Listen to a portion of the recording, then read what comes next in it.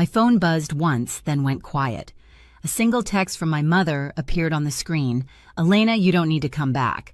Some places aren't meant for you. No call, no explanation. Just that line, cold and final." Outside, snow fell over the city like ash. I stared at my coffee until it turned lukewarm, wondering how a family could erase someone with just 12 words. It was Thanksgiving week, the one time I still believed maybe this year would feel different. But when I opened our family group chat, I saw the photos. Candles, turkey, wine glasses, all tagged. Everyone smiling. Except me. I scrolled back to her message. Read it again. The silence that followed wasn't loud, it was hollow, like the air right after something breaks. "Some places aren't meant for you." I looked around my apartment where the only sound was the fridge humming and the city lights flickering through the snow. In my head, I could see them, Mom laughing at the head of the table, Dad carving the turkey, Ryan cracking another smug joke. They probably told themselves I was too sensitive, too distant, too Elena. And maybe I was.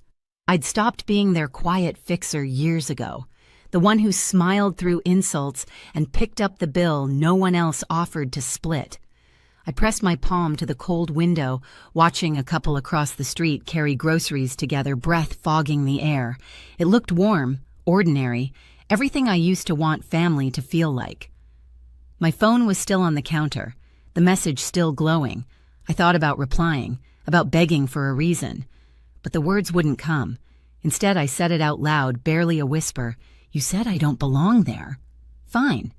Then I added quieter, like a vow only the night could hear. "I'll build something you'll never forget." For a moment, the city seemed to pause, snowflakes hanging mid-air, traffic lights frozen red. And in that stillness, something inside me shifted. If you've ever been cut off by the people who made you, you'll know the exact second pain turns to purpose.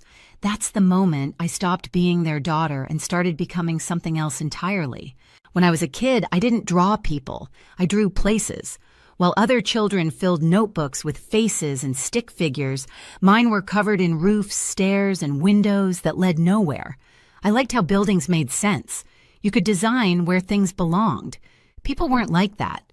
My parents never really saw it as talent. To them, it was just another phase. Ryan, my younger brother, was the golden one, the funny one, the one who could skip responsibility and still get praised for potential. I was the quiet one who thought too much. I still remember the night I showed them my first dream. I was 15, sitting at the breakfast table with a rolled-up sketch in my hands, a greenhouse I'd designed from scratch. Sunlight, glass walls, ivy climbing along beams. I thought it was beautiful. I pushed the drawing toward them and said, "I think I could actually build this someday." My dad barely looked up from his newspaper. Mom smiled, the kind of smile that means no. "Sweetheart, that's ambitious, but you might want to focus on something practical." Ryan leaned over, grinning. "Looks like a fish tank for plants." They laughed. I didn't. Later that night, I found my drawing crumpled in the trash coffee grounds, staining the paper. That was the night I learned silence could be armor. After that, I stopped showing them what I made. I applied for architecture school in secret, got in on a scholarship. When I called Mom to tell her, she sighed. "Architecture? That's a man's world, honey. You're too soft for that." I went anyway. 3 jobs, secondhand furniture, black coffee, and cold bagels for years. When I finally graduated, I thought they'd be proud. They weren't. Ryan had meetings, and Dad's knees were suddenly too bad for long flights. Still, I sent photos of my first office, just a small studio, white walls, 1 folding table. Mom texted back, "Looks small but cute." That's when I stopped needing applause. But their voices still followed me.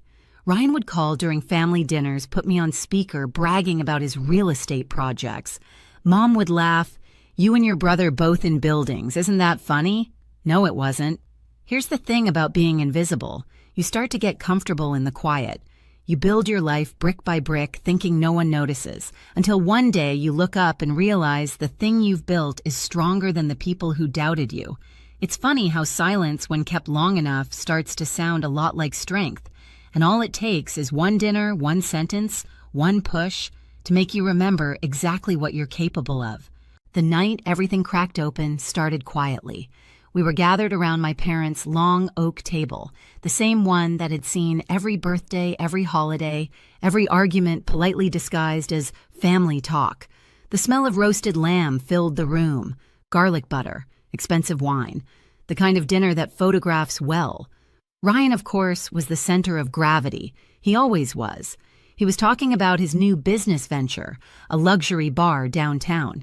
Everyone leaned in like he was presenting the cure for boredom. Mom looked at him like he hung the moon. Dad nodded in approval, half listening but smiling anyway. I stayed quiet, cutting my food into small, perfect squares, an old habit from years of pretending calm. Then Ryan looked over. "You're the expert on buildings, right, sis? What do you think of my spot midtown right across from the new plaza?" I looked up, meeting his smirk. "It's risky," I said. "High rent. Not much foot traffic after 9. You'd need a solid draw to keep it alive." The air shifted, forks paused. Then Mom's voice cut in sharp, polished, sugar-coated. "Elena, please. Your brother's worked hard on this. You always have something critical to say." My throat tightened. I wasn't being critical. I was giving. Ryan chuckled, interrupting. "She doesn't get it, Mom. Not everyone lives in spreadsheets and blueprints." Laughter followed. Familiar, cruel. Someone even clapped him on the shoulder. I swallowed hard. "I'm just saying," Mom lifted a hand, graceful but final. "Sweetheart, if you can't be supportive, maybe just enjoy your meal." That tone, that quiet blade she'd mastered over the years. The conversation moved on without me like it always did. Ryan kept talking about his investors, which I knew didn't exist. Dad kept nodding. My aunt refilled glasses. And me, I just sat there small again, 15, watching another dream go in the trash. When I finally pushed back my chair, the legs scraped against the tile loud and raw. Everyone looked up. "You know what I said? Maybe you're right. Maybe I really don't belong here." Ryan smirked. "Guess that's finally sinking in." Mom's voice came calm, precise. "Elena, if you can't act like family, maybe you shouldn't come next time." There it was, the line that turned exile into instruction. I didn't argue, didn't cry. I just grabbed my coat and walked out, my heels echoing down that too familiar hallway. Through the reflection in the glass door, I saw them still laughing, still eating as if I'd never existed. When I reached my car, my phone buzzed. A message from Mom, "Don't come back until you learn to respect your brother." I stared at the screen until the glow blurred into the frost on the windshield. That was it. The moment the warmth finally burned out and something colder, cleaner, stronger took its place. The days after that dinner passed in a kind of quiet blur. I didn't call anyone. Not Mom, not Ryan, not even Lydia, my business partner, my one steady constant through every storm.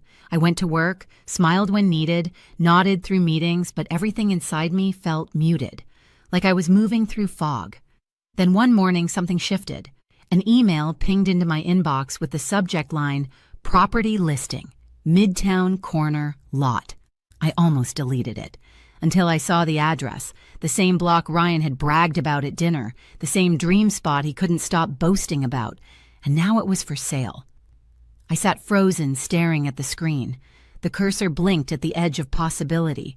Lydia poked her head into my office, coffee in hand. "You look like you've seen a ghost." I turned the monitor toward her.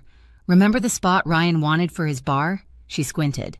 "Yeah, the one he said was too exclusive for small projects." I nodded. "It's open, and I can afford it." For a long moment she said nothing, just stared, lips curving into a slow grin. "You're thinking about buying it, aren't you?" I didn't answer. I didn't need to. That night I drove down to the lot. The city was half asleep, rain in the air, neon lights flickering from the diner across the street. I parked, stepped out, and walked the cracked perimeter boots crunching over gravel. The old brick walls still stood weathered but strong. Rusted beams reached toward the sky like bones. I could already see it, the glass, the light, the open atrium filled with air and green, a space that didn't need anyone's approval to exist. By the end of the week, I'd signed the offer. By the end of the month, it was mine. Construction began slow, then all at once. Mornings before dawn, steel rising against the skyline. The smell of metal coffee and wet dust became my new perfume. Lydia would show up with 2 cups and a grin. "You're not just building a space," she said once. "You're exorcising ghosts." Maybe she was right. Every beam, every wall, it all felt like rewriting something old. A year passed in blueprints and concrete. No phone calls from home, no texts, just the sound of progress humming through silence. When it finally stood finished, I walked through it at sunrise. Glass above me, marble beneath, light everywhere. My reflection in the mirrored panels looked different, still me, but steadier anchored. We called it the Atrium by Voss. It wasn't revenge, it was proof. My name standing tall on the skyline they said I didn't belong to. A week before the grand opening, Lydia slid a newspaper across my desk. "Look," she said, tapping the headline. "They're calling it the city's new landmark." I smiled, slow, quiet, certain. They told me never to come back. Soon they'd be walking through doors with my name on them. Opening night felt like stepping into another life. The atrium shimmered under amber light, every panel of glass reflecting the city's heartbeat. Soft jazz floated through the air, blending with the hum of voices and champagne laughter. It didn't smell like revenge. It smelled like arrival. Guests poured in, dressed to impress clients, architects, investors, even a few critics who once ignored my calls. I smiled, shook hands, felt the warmth of cameras flashing. Lydia glided through the crowd in a green silk dress, clipboard in one hand, champagne in the other. She leaned close, whispering over the music. "You did it." I smiled back, about to answer, and then I heard it. A voice that didn't belong here.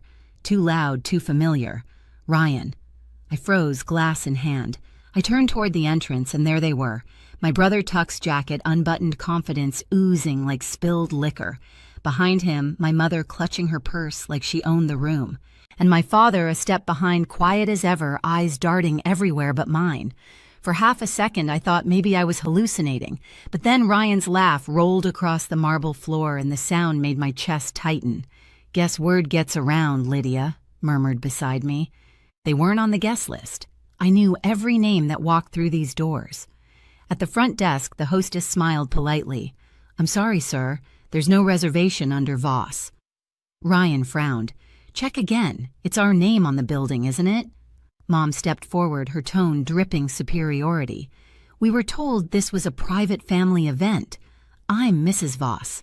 The hostess hesitated, then looked toward me. I set my glass down, walked across the floor. The chatter around us dimmed with each click of my heels. "Good evening," I said softly. Mom turned. For a heartbeat, confusion crossed her face like she didn't recognize me in my own space. Then came the disapproval, the judgment, the same old script. "Elena," Ryan smirked. "So this is your little project, cute. Thought you'd be designing coffee shops or something." I met his eyes. Calm. It used to be small. Then I stopped listening to people who thought small. His fake smile faltered. "We'll take a table," he said quickly. "We're family after all." I nodded to the hostess. "Take them to the public lounge downstairs. Walk-ins only." Ryan blinked, thrown off. What Mom's voice sharpened. "We're your family, Elena." I held her gaze steady as glass. "You told me not to come back. I just kept my promise." The silence that followed was thick enough to cut. Even the pianist hesitated mid-note. Ryan's jaw tightened. "You think this makes you better than us?" I stepped closer until my reflection filled his eyes. "No," I said quietly. "It just means I finally stopped needing you." Then I turned to the hostess. "If they stay, make sure they pay for their drinks." Their faces froze. Shock, disbelief, humiliation. Everything they'd once made me feel. I walked away before any of them could speak. The click of my heels trailed into the music. Lydia met me halfway across the room. "They came uninvited," she whispered. "Exactly," I said, just like always. By the time the music faded, the crowd had thinned. Laughter dissolved into soft murmurs, glasses clinking one last time. The atrium shimmered in half-light. My reflection caught between marble and glass. I slipped away to the upper terrace, heels in one hand, champagne in the other.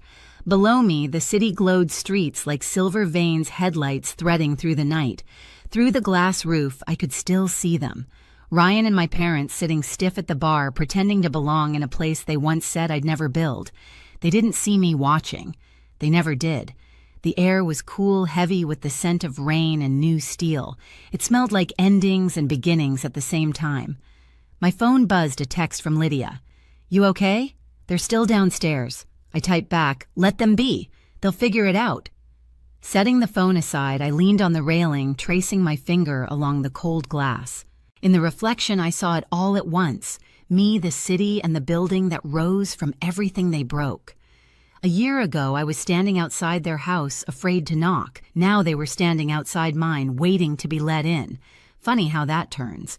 For a brief second, I thought about calling Mom, saying something kind, maybe something like closure. But then her old message replayed in my mind, "Some places aren't meant for you." Maybe she was right. That house wasn't meant for me.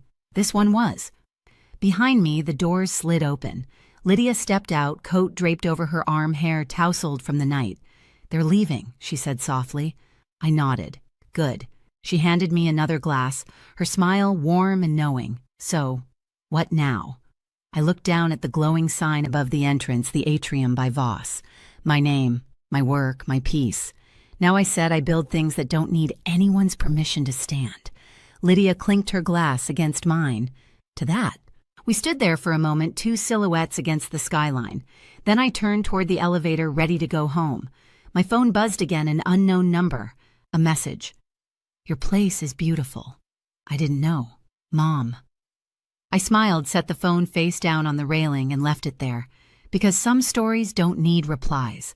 If you've ever had to build peace from the pieces someone else left behind, trust me, you're not the only one. Share your story in the comments. And don't forget to subscribe so you never miss the next one.